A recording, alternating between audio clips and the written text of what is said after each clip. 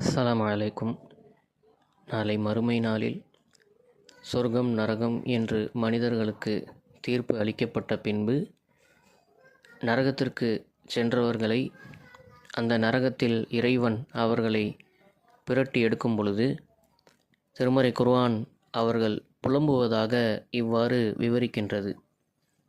அவர்களின் முகங்கள் நரகில் புரட்டப்படும் அந்த நாளில், நாங்கள் அல்லாஹுவுக்கு கட்டுப்பட்டிருக்க கூடாதா, இத்தூதருக்கு கட்டுப்பட்டிருக்க கூடாதா என்று கூறுவார்கள். எங்கள் இறைவா, எங்களின் தலைவர்களுக்கும் எங்களின் பெரியார்களுக்கும் நாங்கள் கட்டுப்பட்டோம், அவர்கள் எங்களை வழிகெடுத்து விட்டார்கள் என்றும் கூறுவார்கள். அதேபோல அடுத்த வசனத்தில் இறைவன் சொல்லுகிறான், எங்கள் இறைவா, அவர்களுக்கு 2 மடங்கு வேதனையை வழங்குவாயாக, அவர்களை மிகப்பெரிய அளவில் சபிப்பாயாக எனவும் கூறுவார்கள். இவ்வாறு திருமறை குர்ஆன் நாளை மறுமையில் நரகவாசிகளுடைய புலம்பலை நமக்கு எடுத்து காட்டுகின்றது. இதனுடைய நோக்கம் என்னவென்றால், முன்கூட்டியே இறைவன் நம்மை எச்சரிக்கின்றான்.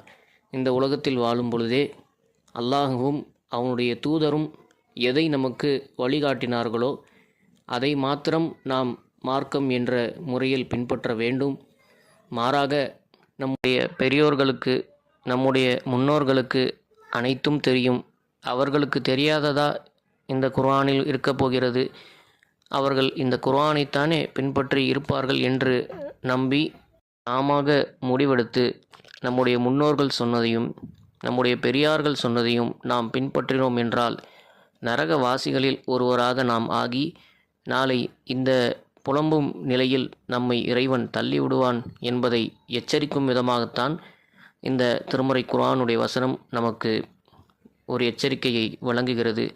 எனவே இறைவனும் இறை தூதர்களும் நமக்கு எதை போதித்தார்களோ அதை மாத்திரம் நாம் பின்பற்றி மறுமையில் சொர்க்கத்திற்கு செல்ல வேண்டும் என்பதை நோக்கமாக கொள்ள வேண்டும்.